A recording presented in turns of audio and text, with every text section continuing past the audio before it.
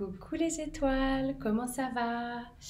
Bienvenue en live direct depuis mon cabinet où aujourd'hui on parle d'anxiété dans cette vidéo et qu'on puisse faire ensemble en fait une séance de EFT pour libérer cette fameuse anxiété.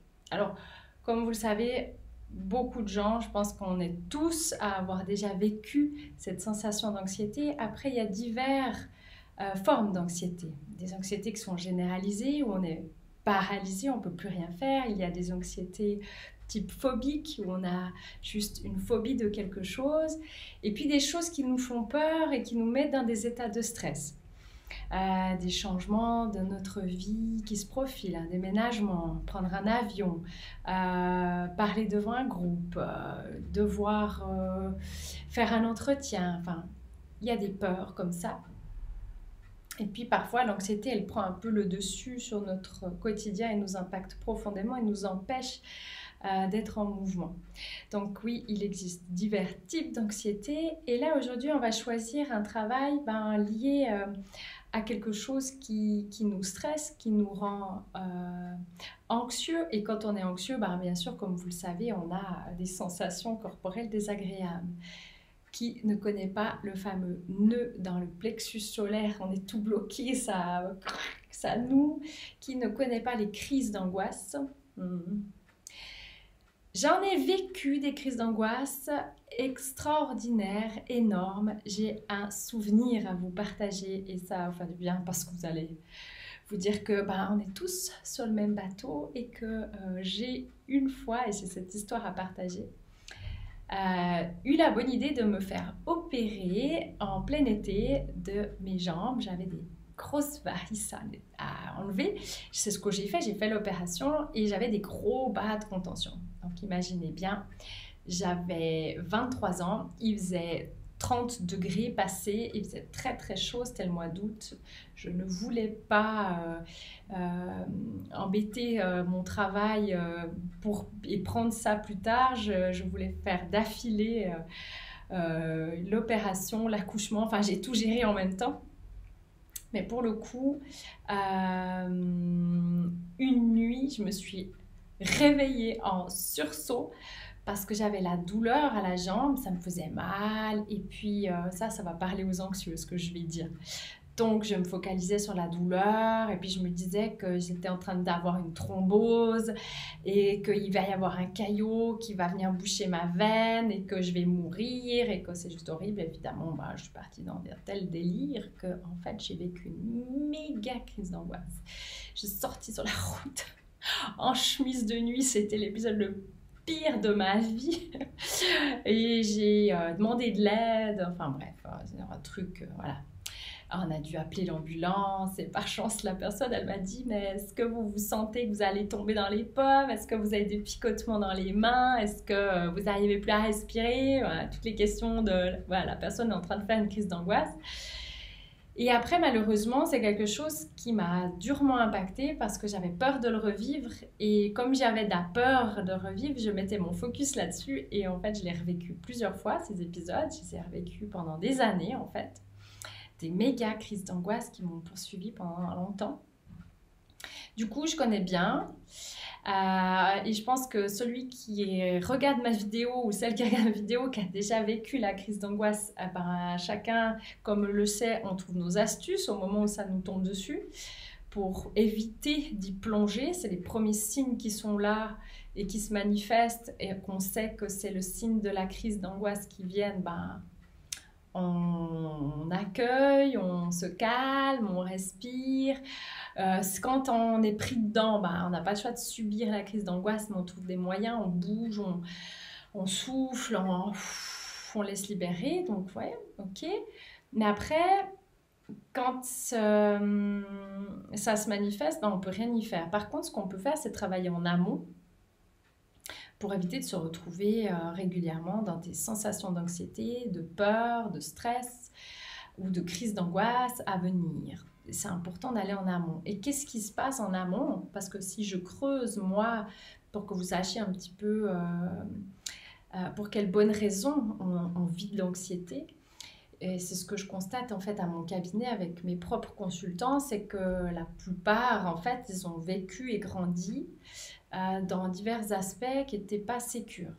Ça veut dire que soit j'ai eu des parents qui ne m'apportaient pas cette sécurité, qui étaient des parents des fois violents, alcooliques ou qui frappaient l'enfant, et le système nerveux est devenu quelque chose comme en alerte permanente. Et ce manque de sécurité va faire que ça peut développer de l'anxiété étant adulte, parce que à l'intérieur, c'est pas sécure, et en plus j'ai plein de pensées et de croyances limitantes et négatives au sujet de tout un tas de choses. J'ai souvent mis en lumière les histoires de pensées limitantes et de croyances limitantes, vous vous rappelez, parce que elles sont présentes dans notre tête et puis qu'elles nous impactent fortement. Et si j'ai dû installer des pensées de méfiance, de danger, de le monde est dangereux, de attention à ce qui peut arriver, et que mon focus il est sur tous les dangers possibles et potentiels, logiquement ça augmente mon état de stress. Vous êtes d'accord? D'anxiété, de peur, ça nourrit en fait, hein. Ça vient de pensées, mais ça vient aussi d'un vécu, d'expériences traumatiques, de moments où ça a été chaud pour vous, hein, et qu'il faut les libérer, ces moments, parce que c'est vraiment important de les libérer. Alors, il y a ça, et il y a aussi donc mes pensées, mon vécu, bien sûr, c'est lié à ça.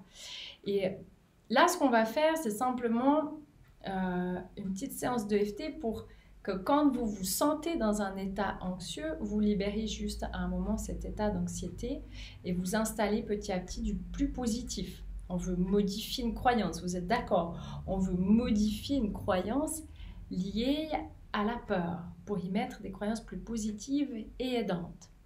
Pour le coup, imaginons que c'est une journée où vous vous sentez anxieux. Il y a peut-être une boule, il y a peut-être une gorge nouée, il y a peut-être... des fois, vous savez, on a même un peu comme des reflux. Les gens qui sont stressés sont des gens qui ont souvent des reflux gastriques, hein, qui ont une mauvaise digestion, qui ballonnent, ou qui... il y a quelque chose qui ne joue pas, hein. C'est vraiment dans le cas des personnes stressées et qui ont une forte tendance à l'anxiété, ils ont une forte tendance à avoir des problématiques de maladie de Crohn, maux de ventre, période où j'ai des diarrhées ou pas, peu importe, mais tout ça, ça fait partie de l'état d'anxiété interne. Donc, imaginons que c'est un jour où vous vous sentez dans cet état-là. Donc, première chose, c'est s'asseoir, vous vous asseyez, et vous captez qu'est-ce qui se passe dans votre corps, comment vous vous sentez dans le corps, s'il y a une sensation, s'il y a une émotion, comment c'est dans le corps et où c'est l'anxiété. Voilà. Et est-ce que cette anxiété, elle est en lien parce que vous avez un événement particulier qui se profile, vous avez une fête, une sortie, vous avez quelque chose qui se profile. Juste faites le check. Si ce n'est pas le cas, ce n'est pas grave, vous travaillez que sur cette sensation, c'est tout. Hein, vraiment. Ensuite, vous la notifiez. Elle est à combien entre 0 et 10, cette sensation? Est-ce que pour vous, vous la sentez très très forte? Elle est à 7, à 8? Vous la sentez moyennement forte? Elle est à 4, 5? Comment elle est sur une échelle? Puis vous notez. Vous pouvez toujours mettre pause pendant la vidéo, ça c'est très bien. Vous mettez des pauses et puis on continue ensemble, d'accord? Donc maintenant, de nouveau, c'est le point karaté, le tranchant de la main, et on va simplement y aller sur... Et même si je ressens cette sensation, si par exemple j'ai un nœud, et même si je ressens cette sensation, mais vous restez focalisé sur la sensation, ça c'est important. Même si je ressens cette sensation, je m'aime et je m'accepte tel que je suis. Ou je m'accepte tel que je suis. Même si j'ai cette sensation, je m'aime et je m'accepte tel que je suis. Même si j'ai cette sensation, je m'aime et je m'accepte tel que je suis. Ok, j'éprouve cette sensation. C'est désagréable dans cette zone. J'ai cette sensation. Cette sensation. Ce stress à l'intérieur. Je ne me sens pas à l'aise. Je ressens cette peur. Je vis cette peur. Cette sensation. Cette sensation dans les coins de doigts, hein, dans les bords des doigts. Cette sensation. Ce ressenti. Et restez concentré à votre sensation. Ce ressenti. Cette sensation. Ok, vous respirez. Vous posez et vous recaptez votre corps. Comment il est? Où c'est comment? Ok. Donc on revient encore, si je ressens encore cette sensation. Et quel est l'autre aspect de cette sensation? Qu'est-ce qu'elle m'empêche? Peut-être qu'elle m'empêche d'être joyeux. Même si ça ne me met pas franchement en joie et que je me sens mal, je m'aime et je m'accepte comme je suis. Même si ça ne me met pas franchement en joie et que je me sens mal, je m'aime et je m'accepte comme je suis. Même si je me sens pas franchement bien et que je suis pas franchement en joie et que je me sens mal, je m'aime et je m'accepte comme je suis. Voilà. Je me sens mal, je suis pas dans la joie, ça me rend triste, ça me rend impuissant, je peux pas faire autrement, j'ai l'impression de subir, j'ai l'impression que ça va jamais changer, que c'est tout le temps là. Ça m'empêche de bien vivre. Je me sens en colère. Je me sens fâchée. C'est dur pour moi. J'aimerais vraiment que ça change. Et vous posez. Vous expirez, vous posez. Ok. Alors moi, j'ai mis mes mots à moi. Et franchement, faites-vous confiance de mettre vos propres mots, ce qui vous vient. Parce que vous verrez ce qui vous vient, si vous vous laissez aller et que vous vous mettez dans un état de non-réflexion, vous laissez venir ce qui vient. C'est vraiment les transmissions de mots qui sont plus en lien avec votre inconscient, votre intérieur profond. Tout ce que ça vous empêche d'être, de faire, tout ce que ça vous empêche, cet aspect du problème, cette anxiété. Quel est l'autre aspect de cette anxiété? J'entends que c'est ce problème, c'est l'anxiété, mais que ce problème, il se dégage sur divers fronts, hein, on est d'accord. Et il a tout un panel. On vient de l'explorer par les mots que je dis. Mais franchement, mettez vos mots, quoi. Et dites-le à votre sauce. Ouais, j'en ai ras-le-bol. Même, vous pouvez être vulgaire, on s'en fout. L'important, c'est de libérer tout ce que vous ressentez par rapport à cette anxiété. Moi, je fais au moins 3 rondes, 3-4 rondes. C'est pour voir à combien je baisse. Si vous étiez à 5, 6, il faut vraiment imaginer que vous allez à 1 jusqu'à 0 dans le ressenti et puis que ça se libère. Donc, qu'est-ce qu'on pourrait avoir d'autre comme aspect si je suis anxieux? Même si j'ai l'impression que ça va jamais changer, je m'aime et je m'accepte comme je suis. Même si j'ai l'impression que ça va jamais changer, je m'aime et je m'accepte comme je suis.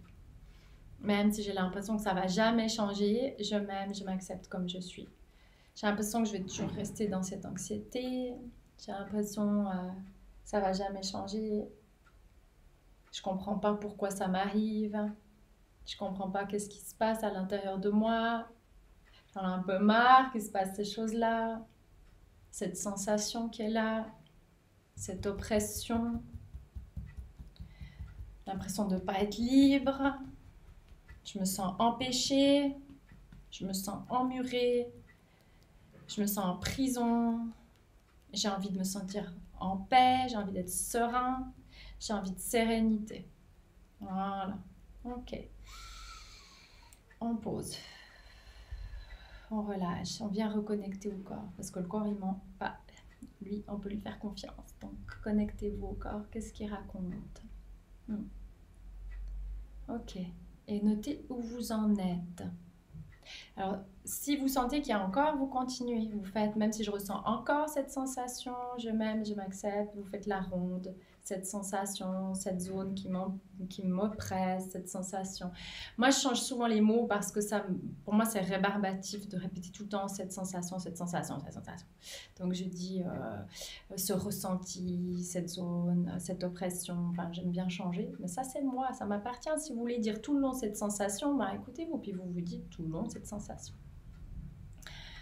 Maintenant, commençons à installer positif. Même si je ressens encore parfois de l'anxiété, je suis sur mon chemin de guérison et j'ai de plus en plus confiance en moi. Et pourquoi dire et en la vie. Mais oui, même si je ressens encore régulièrement de l'anxiété, j'ai de plus en plus confiance en moi et en la vie. Je suis sur mon chemin de guérison. Je ne fais pas tout dans le même bon sens, vous ferez vous, juste. Même si je ressens encore de l'anxiété, je suis sur mon chemin de guérison. Et j'ai de plus en plus confiance en moi et en la vie. Ouais. Même si des fois j'éprouve de l'anxiété, même si j'éprouve cette anxiété, même si non. J'éprouve de l'anxiété, je ressens encore de l'anxiété, mais je suis capable de m'en libérer. J'ai envie de croire en mon potentiel. Je suis capable de me libérer de ça. Je crois en moi. Je crois en la vie. Je peux croire en mon potentiel. Même si des fois j'ai des doutes. Même si des fois j'y crois pas. Je suis capable de me libérer de ça. Comme là, on part sur... je pose d'abord. Comme on part sur du positif, faites plusieurs rondes pour installer le positif. Jusqu'à ce que vous sentiez que la croyance que vous êtes capable de vous libérer de ça, parce que je vous assure que vous l'êtes. Hein. Je veux dire, moi, j'ai traversé des périodes de vie tellement difficiles et tellement violentes en termes d'anxiété. Et ça ne m'arrive quasiment plus jamais. Donc oui, vous pouvez vous en sortir, mais il faut juste prendre le temps de vous focuser maintenant vers quoi vous avez envie dans votre vie. Parce que si vous pataugez dans le problème, en énumérant le problème, en ayant les mêmes pensées de ce problème, eh bien vous le faites vivre, ce problème en constance. Si vous voulez vous sortir de ce cercle vicieux et rentrer dans le cercle vertueux, dans le cercle vertueux, il faut avoir des nouvelles pensées. Et ça prend un petit temps des fois juste pour installer ces nouvelles pensées, plus positives, plus aidantes, vous êtes d'accord? Donc, faites des rondes jusqu'à ce que vous sentez que si vous vous dites que vous êtes capable de vous en sortir, vous êtes capable de guérir, ça doit être à 10 sur 10, cette croyance, hein, cette nouvelle croyance. Et vous pouvez faire des rondes de EFT pour installer juste des nouvelles croyances. J'ai un grand potentiel. Je suis capable de tout. Je me libère du passé. Je suis sur mon chemin de guérison. Je suis une personne sereine. La sérénité fait partie de ma vie. Alors au début, on n'y croit pas du tout parce que bien sûr, la vieille croyance, là, le mental, il est en train de dire non mais t'es en train de te moquer ou quoi? Je veux dire, ça fait grincer des dents quand on énumère une croyance à laquelle on n'y croit absolument pas. Une nouvelle pensée à laquelle on n'y croit pas, c'est normal. Parce que si je suis une personne anxieuse et que j'ai vécu une enfance instable, je me suis dit méfie-toi, le monde est dangereux. On ne sait jamais ce qui peut t'arriver. Donc si je me dis tout ça, il faut bien que je puisse contrer ces vieilles pensées en installant les nouvelles. Alors il faut vraiment être connecté jusqu'à ce que je sente que c'est ok. Mais ne vous inquiétez pas si des fois ça fait grincer à l'intérieur, ça fait un petit clic. Non, j'y crois pas vraiment en fait à tout ça.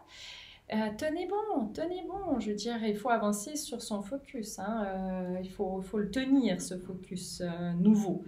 Le chemin, le cercle vertueux, mais le cercle vertueux, pour qu'il vibre assez fort, il faut y mettre de l'énergie, il faut y mettre de la force. Hein.